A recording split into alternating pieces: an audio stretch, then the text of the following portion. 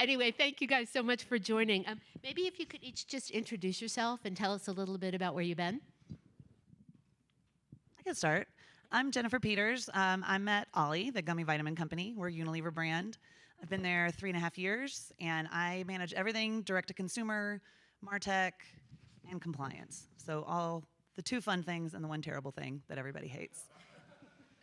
Hi, everyone. I'm Lisa Cirelli. I am the Director of Recommendations and Personalization at Neiman Marcus. I am not on the marketing team. Shock. I'm actually on the product and technology side of the org. Prior to coming to Neiman Marcus, I was actually a startup founder. 10 years, ran that company. We were acquired by Neiman Marcus in 2021, so I've been there for 3 years. Great. My name is Allie Wooster. I am the head of programmatic direct mail as well as affiliates, our barbecue guys. We are an outdoor living brand. I've been there for about a year now. Prior to that, agency and DSP experience. Great, thanks. So the idea behind personalization has never really been to sell people more stuff, but to serve their customers better. Maybe you could all tell us what are the main problems you're trying to solve for your audience. Do you want to start, Allie? Yeah, sure. I mean, I think the challenge for our brand, of course, is we sell very expensive products. This isn't like just a random purchase. This is something that takes quite a long time to decide. It's a very personal choice, speaking of personalization.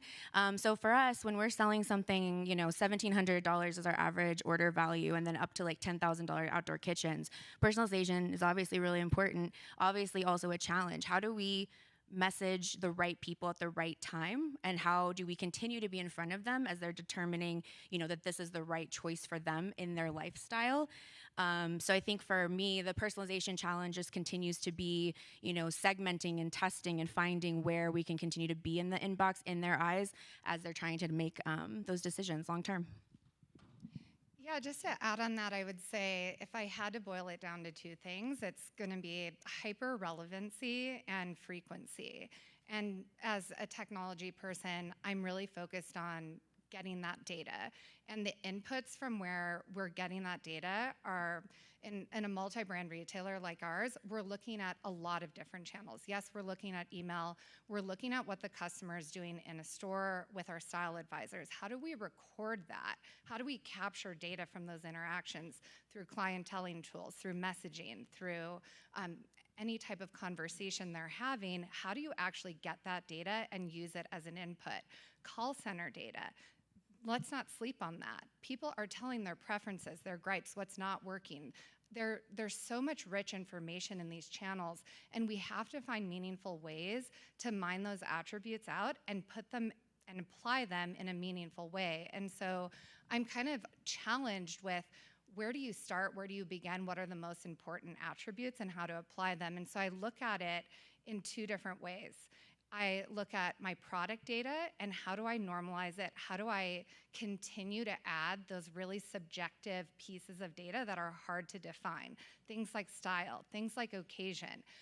People now are shopping in a very occasion-based way, and how do we know what that next event is that's coming up on their calendars? How can we actually use something that I'm kind of coining the term of event propensity? How do we actually know in that predictive way that this person has something coming up?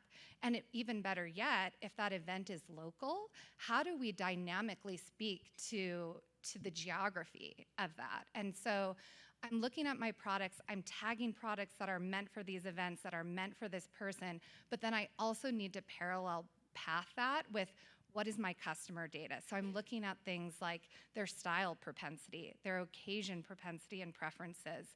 I'm looking at category propensity and brand propensity. And those 4 big ones married with a really rich product catalog, if I can get that hyper relevancy testing right and I can get the frequency right so they're actually listening when we do outreach, and by the right channel, then I'm starting to unlock some of the problems that I think we have today with personalization.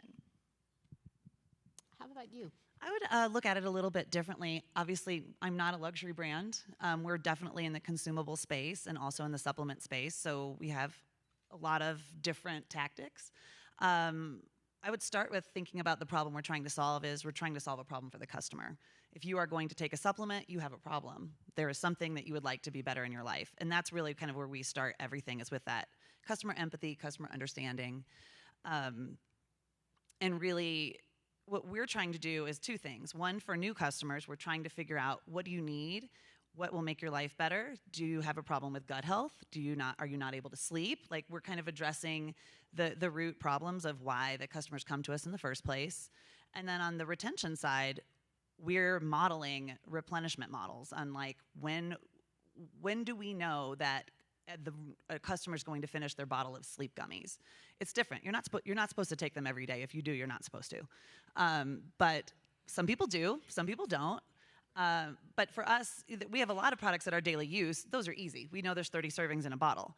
When you get into other kinds of products where you're taking them as needed, there is a model built around that. So what we are trying to do is to reach that customer at the right exact moment. If they don't subscribe to the product, we can still bring them back into the retention cycle by messaging them at the right time with the right message, like, it's time to refill your sleep gummies. And we have an AI model that's built around each product that knows for each customer what that cycle looks like for them as a normal person. So I think for us, it's kind of like we start by looking at what is the customer's problem to solve, and then build everything around that. Okay, great, thanks. So let's talk a little bit about first-party data. It's the obvious approach for personalization, but every company uses it really differently. Obviously, a multi-brand retailer like Neiman Marcus is different than OLLY, which is sold in a bunch of stores, but also direct. And Allie, you've got a whole different story. So what does that mean to you? How are you using that today? Start, Allie? Yeah, I mean, first-party data, we all know it, we all love it. Obviously, very important for most of us, and regardless of the vertical. You want to know who your customers are. You want to be able to model off of your CRM data. You want to be able to slice and dice it and find out, like, those little nuggets of data, like you mentioned, to make sure that the experience for them is really personalized. So, there's a lot of great things about first-party data, like, don't sleep on it. But then again, of course, there's a lot of challenge when it comes to scale, and a lot of challenge when it comes to scope, right? So leverage your CRM data. It's great. It's obviously so important. You have a lot of control over it, but then when it comes down to finding those new users, finding those new customers, you can continue to model it, but there's going to be other ways that you're going to need to make sure that you're tapping into in the market. Yeah, I mean, I think I went pretty into detail of how we're looking at data from different channels and kind of looking at it just from a little bit of a different lens. It's like not just focusing on the marketing channel alone, but behavioral data, looking at transaction data, and understanding that not every click is equal. So I think that's a big miss of personalization. In the past, it's just because we have an input of a data point, we think we need to act on that, and not all touches are equal. And for us, as we're looking at clickstream data and we're looking at transaction data, a piece of transaction data is meaningful. Someone's actually committed to a purchase. But how many clicks are a meaningful click? Is it 10 clicks in a category? Is it 10 clicks on a brand? Is it 20 clicks? What is that threshold for a meaningful behavior or action that becomes a touch point that I could give to my marketing team to act upon, where I have a higher level of confidence that that data is relevant to the customer than receiving the touch point? For us, first-party data is really challenging because we are multi-channel. We're an omni-channel business, and that identity resolution of the customer is almost impossible. I think anybody who sells in Walmart, anyone who sells in Target, knows every omni-channel retailer's data comes in and it's different information, and it's coded a certain way, and it's really hard to build out that full view of who the customer is and where they shop. In the digital space, it's very easy. We can gather all kinds of data. We can do quizzes. We can kind of store a lot of behavioral attributes. And leveraging a CDP is a great way to do that. If you don't have a CDP, it's very helpful. It's kind of like your CRM next level, and allows us to do a lot of retargeting and pushing audiences to destinations and that sort of thing. It's easy on the digital side. It's really hard on the brick and mortar side. And it's almost impossible to merge those two. So what we are really having to do is take the digital data that we have and make a lot of assumptions about what that means for in-store. And there's a lot of really cool technology coming out that I've seen for in-store, and how we're going to use like cameras to understand the customer behavior. How many items did they pick up before they picked the one that they put in their cart, which is really cool. I don't think that that's soon. So in the meantime, we're having to use that first-party data from the digital space really to make a lot of assumptions about our entire customer base. That is fascinating. It's such a fun idea to think of how many digital clicks I'll make on a Gucci loafer on your site versus how many times I'll touch all the different bottles in the Target before I settle on which OLLY I want. So we have to talk about AI. We have to. And I'd like to ask you how it's fitting in right now. But Lisa, maybe we could start with you. You said you did your first AI email test, and tell us how you constructed the test, how it's going, what you hope to learn. Yes, so AI is a hot topic. It kind of falls wholly as an evolution of personalization. And we, not surprisingly, batch and blast our customers. We got a lot of unsubscribe on our email audience files. And we're looking for creative ways to do email outreach. And we have a pretty hot channel where we uniquely have style advisors. Those style advisors, even for customers that have opted out of our regular marketing communications, can still be reached by these individuals via the email channel. And so what we see is this really engaged, high click-through rate, high converting audience. It's about 400,000 people, and we decided, okay, we've got, we're built on the backs of relationships. We're a 116-year-old company. That is what we're known for, is service. But it's very hard to scale service at the level that a luxury retailer like Neiman Marcus needs to do, especially when you're taking a person's own reputation and putting that on the line. So customers have been in relationship with these people sometimes 50 years. So they're very cautious as to how tools can help scale their own personal voice. And so what we looked at doing was taking their clientele and saying, we want to help you to scale the outreach that you're doing, but we're going to do it in a way that feels like you, that sounds a lot like you, but we're going to do it for your 1 and 2 trip customers. So we're not going to go to someone that knows you very well, that's been in relationship with you for a very long time. We're going to help you graduate those early on customers in your book of business. And so when we look at an AI opportunity, we looked at, we partnered with AWS, and we looked at just modeling the language that our best sellers are using in their communications. And so you can take that and plug that into an LLM or a large language model, which we honed. And we put in all these samples. We picked up little nuances, like when the model is using a reference like, we want to invite you into the store.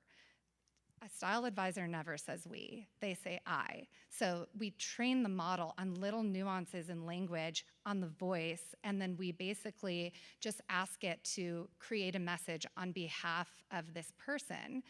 But we took one more step further and we said, well, not all customers want to be spoken to in the same voice. So there's customers that are very budget conscious. So use words like cost savings, use words that speak to the amount of money that they'll save on the promo code if they use it. Where we have other customers that are very luxurious, high-spending customers that really care about the quality, about the descriptive language about those products. So we made the model so that it could speak to these different types of customers, that it can actually speak in a very similar language to the style advisors, and then take hard inputs. Hard inputs are things like dates of a promotion, a particular promotion code, and a particular sign-off greeting, and actually inject that then as kind of like the finishing touches to the model. And as a separate piece of that, we have to marry that to content. So not every single person wants to see the same outfit or the same collection of products. So we take a segments of our audience, break them apart using data science, and then saying, okay, which of these pieces of content are going to be most closely matched to the brand styles and occasions that these customer groups shop? write a message in the tone of the advisor to that piece of content, picking up on the brands and products within that piece of content, which it can do through image recognition and mining. And then go ahead and instead of sending out one communication that has the same exact piece of content and the same message, these style advisors will now send out a unique piece of content with a totally unique message and one-to-one product recommendations to that customer group. And again, it's like the 1 to 2 trip clients. So we're scaling quality, we're scaling people, and we're able to still keep a human in the loop where we're not just letting the machine write it, we'll validate it first. And yeah, we're productionalizing that this week. Okay. So let you know how it goes. we'll stay tuned. Allie, what are you guys up to with AI? Yeah, so surprise, surprise, AI has been with us for so many years, right? Like we all, I think, are talking about AI right now when it really comes to a generative AI context, because that's really new for us. But I mean, we've been all working with AI for years. I mean, machine learning is a type of artificial intelligence, and it's on the back of a lot of the platforms that everybody uses here and is selling today. I think with us at Barbecue Guys, the things that we have already seen some really great success with when it comes to AI is honestly AI customized audiences. So one of the challenges that I've been trying to work through in my channels has been, how do we send a message out to people in areas where it's starting to get colder, right? When you think of Barbecue Guys or you think of outdoor living, you're considering more of, people that live in temperate climates that may be, using their outdoor space year round. They may not want to invest because it's only a few months out of the year. How do we, encourage them that they can use their outdoor space and enjoy it year round? So that's been a challenge for us. So in terms of approaching that, I've been partnering with some AI audience companies and platforms that are able to actually build out audiences by sending out surveys that are non-incentivized, non-paid into the space, and essentially gathering survey data directly from all of the users. And then once that hits statistical significance, the AI is actually able to build out a model of that audience. So for us with regionalization, I'm really trying to find audiences right now. I look at personalization sometimes not just necessarily as a one-to-one thing, but also just where are you living? What time of life are you in? How cold is it where you are? How warm is it where you are? I mean, that's personalization too. It doesn't necessarily have to be like, Allie, we know you like these things. Let's come shop with us. It can just be like, we understand you're living in a cold climate. Let's talk about how we can make sure that you use your outdoor space year round and that your investment is worthy.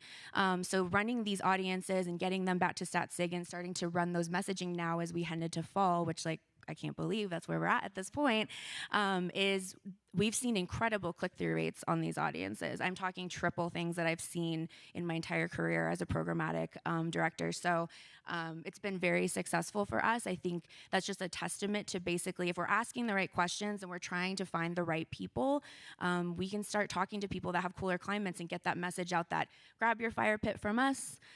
We know that that's something that might be important to you. You live in a cold climate and we see you, and we want you to enjoy the backyard and the year round. Great. How about you, Jennifer? What's going on with AI at OLLY? So we're in the supplement space. We're highly, highly regulated. So anything front end is not on the table for us. No creative, no ad copy, no product descriptions, no. Everything we put out has to be vetted and approved by our regulatory department. And again, I think it's great to point out the differences between generative AI and other kinds of AI, because we are really heavily talking about language models now. But where we're really seeing a lot of excitement is using AI on decisioning on the back end. So on a website, on our direct-to-consumer website, we have built a machine that can kind of rate a customer depending on acquisition source, behavior, site behavior, past purchases, and can trigger a customized discount for that customer to get them to convert. And as I mentioned earlier, new customers are really important for us. The cost of acquisition is higher every single day. So once you get those people to your website, we have got to convert them. We have a really strong retention machine, but the hardest part is getting a customer to make their first purchase. And so we kind of consider those promo codes to be part of that cost of acquisition. So that's one place where we're seeing a lot of success on the back end. As I mentioned earlier, we do have a replenishment model that's built as well for each product that is based on actual customer usage and customer behavior and repurchasing data. And that for us has been huge too, because again, it just sort of lives in our CRM and allows us to kind of seamlessly message in a journey automated format customers at the right time in the right place to get more of their product. That has been great for us. It fuels a lot of our email and SMS and our highest ROAS email and SMS. It feels personalized, even though, and I know we're going to get to creepy in a minute, but we're not saying like, hello, you specific person that we know buys Mighty Mojo. We don't want to feel like, we're calling out the individual. Again, we're sort of like addressing the solution and addressing the solution to the problem that we know a customer has. Well, that's a good time for me to ask, how do you stop personalization from being too creepy? I think for us, it's easier probably than other brands just because we can focus on the product. Like we have 65, 70 SKUs. Each product does a very specific thing. I think keeping it product focused, keeping it solution oriented is the best communication style for us. It is really easy to get into that kind of creepy mode, but for example, I would say, thinking about something like daylight savings time, that is the week we sell the most kids sleep because parents and kids are now fighting over a bedtime that was different the day before. And so what we know is that we can kind of go out and message those people weeks in advance that we know buy kids products that we know are going to be impacted by daylight savings. And that's personalized, but it's not creepy because we're addressing the problem that we know they're going to have and we know they're going to need a solution for. Okay, great. What's the turnoff for your customers? I don't think we're being creepy enough at Neiman Marcus. I think as a luxury retailer, luxury means personalization. If you don't know what brands I'm shopping and you don't know why I'm shopping, then I don't know that I want to shop with you. So in the history of our company, we've really been a tops-down approach from a creative and brand standpoint. We're very much an authority on what's in style, what to purchase, and I think that is shifting, and it's a little bit hard for those creative and marketing folks to let go of being the sole voice of what's in and what to buy. And I'm trying to let everyone know within our organization that there is room for both. There's room for a top-down approach that our legacy of a brand has been built off of. There's also room for a bottoms-up approach. Let's listen to the customers. Let's meet them where they're at. Let's understand their behaviors so that we can better personalize our site and our communications. Right now, whether you spend a one-time purchase of $50 or you're spending $50,000 with us, our site experience and our email communication is exactly the same. And I think that that's a huge opportunity for us to better recognize and anticipate what our customers expect to see. And especially with a wide variety of brands, like our customers are so brand focused, if we're not speaking to you about the brands and the products that you shop for, we're missing the mark. We're missing the mark big time. So I look at it more as I'd like us to be a little bit more creepy and a little bit more personalized and just more aware of what's really important to our customer. Yeah, I'm going to agree with you, Lisa. I wish we were creepier. I'm the one that very much believes in a targeted ad. I very much believe in a personalized ad. I want to see things that are going to make my life better, and that's my shopping experience. And I think a big topic for all of us during the summit has been Gen Z, right? And millennials and how we're going to speak to them. And they are trained. They know about personalized ads. They aren't scared of them. I think a lot of time, like the privacy conversations and like the fear of the data that we have on people may come from generations that are just not as familiar with it. Obviously, that's not necessarily the rule, but it could be. I think as we're moving towards Gen Z and they become the purchasing people and have the purchasing power. I mean, I'm thinking about it in context for me as, what I'm selling. It's like, how can I talk to them right now about, you might have a small space, here's how we can enter you into being a great smoker, have a wonderful piece for just your little space at first. But I think my point essentially here is that I think as we continue to move forward as marketers, I think people are going to be asking us for be creepier, for lack of a better phrase there, because I think that's what they expect. They don't want us to just hit them, like you said, like Lisa said, with a bunch of products that have nothing to do with them. They want something in front of them that fits their lifestyle, fits what they're trying to solve, as for like with OLLY, looking to add value to the place of where they're living and adding a new hobby. Like for me, maybe you want to learn how to smoke. And I think that that's what they want. They're looking for that personalization. I don't think that they're as scared about the creepiness of it, but we'll see. Yeah, so you guys are raising some great points, and really maybe consumers aren't who is really afraid of AI and over personalization.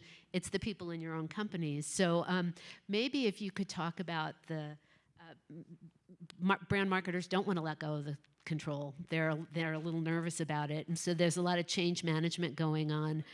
How does that play out for you in day-to-day decision making? And maybe it would help if you would each kind of give your company a letter grade for how well you think the entire marketing team works together.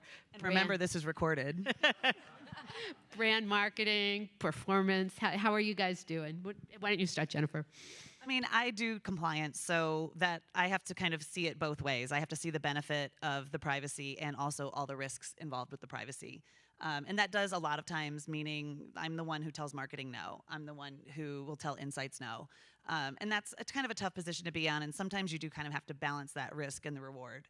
I'm not on the marketing team either. I'm on the e-commerce team, and so we have a separate marketing team, and a lot of times it's great. A lot of times that creates a lot of friction when we speak about like upper funnel advertising and brand marketing. And at the end of the day, we all have channels that we have to hit numbers on. So there's definitely some tension there that can happen. And we also have a really strong insights team, which is a separate team. And so I would say the way the three of us work together, sometimes it's great, sometimes it's really difficult. And sometimes I think we lose track of the fact that we're all trying to do the same thing and accomplish the same goals.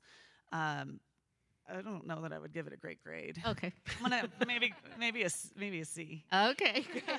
How's Neiman Marcus doing on this? Yes, so I'm fighting the good fight a little bit against the marketing folks, only because operationally there's a certain way that we've done things. There's a certain process that they've gone through, and to disrupt that process with things that are maybe perhaps more scalable but a little bit less hands-on, it's scary. It's scary for what their job means today, but the reassuring part is just because your job is a certain way today, it doesn't mean that it's less significant tomorrow. It just means I want to help take you out of the weeds. I want to help take you out of those monotonous tasks and put your brain and your strategy as a human being to a better use. And let technology solve some of those more scalable operations. That means you have to let a little bit of the control go. But the safety net in all of this is really what we call in technology as the human in the loop. And the human in the loop in this case is the marketer. You are the quality assurance. You are the validator. You manage the computer as if it's your assistant. And it's a slow step process. It's validating models. It's validating output. It's giving your feedback as a human back into the machine. And it's putting your eyes on everything that is output until we can be able to scale up and get more volume. So I think operationally, it's a pretty big challenge and it's a fear. And I think the other point I would say about that is when we look at measuring success for a new way of operating, it doesn't stop once the email is sent and the click has happened. It continues on in a longer journey when the customer opens the app, gets to the website, enters a post-purchase journey. And we cannot look at this in a siloed way, which I think it's like when we're looking at scaling operations, we have to look at it across that whole entire customer journey in order to determine if our new processes are actually effective.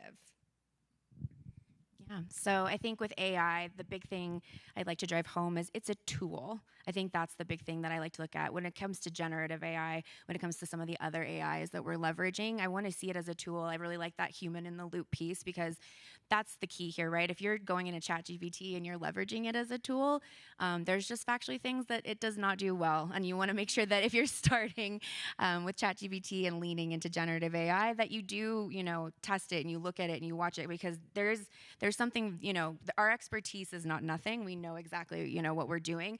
That's really how I look at AI right now. While it is scary because it is a little unchecked and we don't really know where this is going, and a lot of people are using it and a lot of people are talking about it, I think that that's where a lot of the fear comes from communicating, to our brand team and our, teams in general, and getting them on board with AI of any kind. Again, I try to represent it again as a tool. Like let's like you said, let's take some of the time away that we would be spending just crunching numbers, and let's let AI do some of that work for you, and then let's use your expertise to make the next decision based on what it tells us. And I think that's the big piece. Is it's a tool. It's not a replacement. It's something that can help get more efficient, which for us as CPCs and everything continues to get so expensive, we might need a little bit of help to kind of shave off those areas where we might be wasting some budget, and AI can help us do that. Great. Thank you guys so much. I see Erin's back there ready to take some questions, I think. Do you actually have a question this time, Todd? I do. Todd Eulis with ad.net. Let's play a hypothetical example here. Allie, let's say, people that buy larger barbecues might have a propensity to actually have children, right? Wouldn't that data potentially be valuable for OLLY? So what would the receptivity be to, partner together and collaborate on data to help each other's businesses? Honestly, it's a great question. It's something that I've been thinking about more in the affiliate space, to be honest. There's a lot of power in collaborating across brands for obvious reasons. You can make an offer better by, for example, buy a grill, get some free child gummies. I don't know. You can make your offer better. You can make your, you can also introduce new people to a brand that they may have not known before, but they might trust you more because they trust OLLY. They understand that OLLY's a good partner. So if they're going to partner with us, there's a benefit to that, right?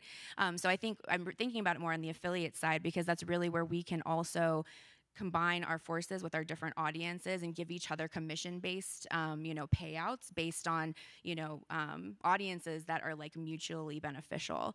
So I do think it's something that I haven't been able to explore, but it's on my very focus for Q4 is how can we partner with steak companies? How can we partner with people like OLLY with children's things? Those are because a lot of these people have families. What does that look like? Again, meeting the consumer where they are in their time of life and being I see you. You're in this time of life, and here's how we want to support you and make life better.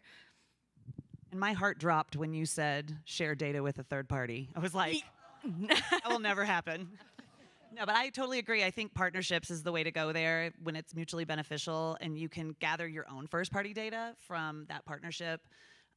We would never share our customer data with anyone else ever over my dead body. So, I think that there are a lot of ways to leverage relationships like that without putting your database at risk.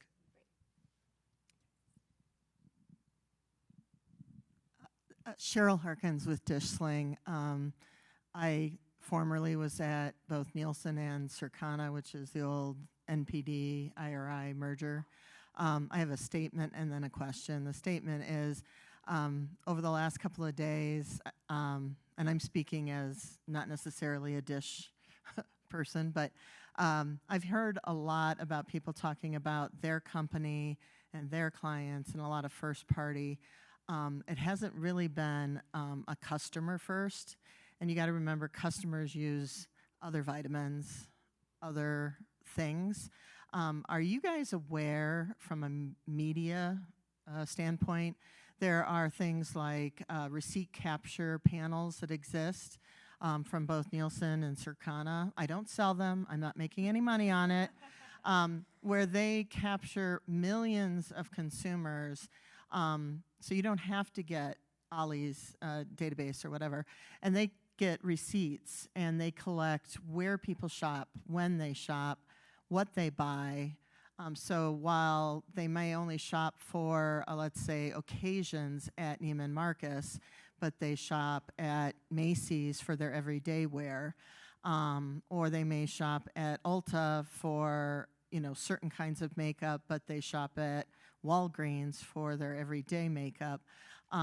They can provide you with all sorts of awesome information that can also help you when you are putting together these campaigns, and it gives you really great feedback I was talking to Home Depot yesterday about, maybe they go to Ace for certain things and they go to Home Depot for other things.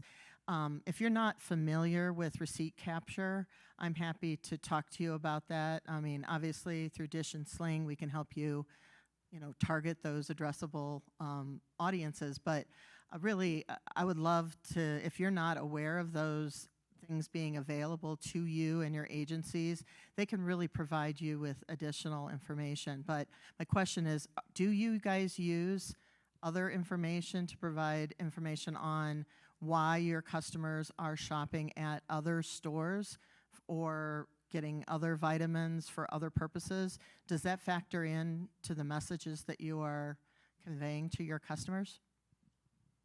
I can take that.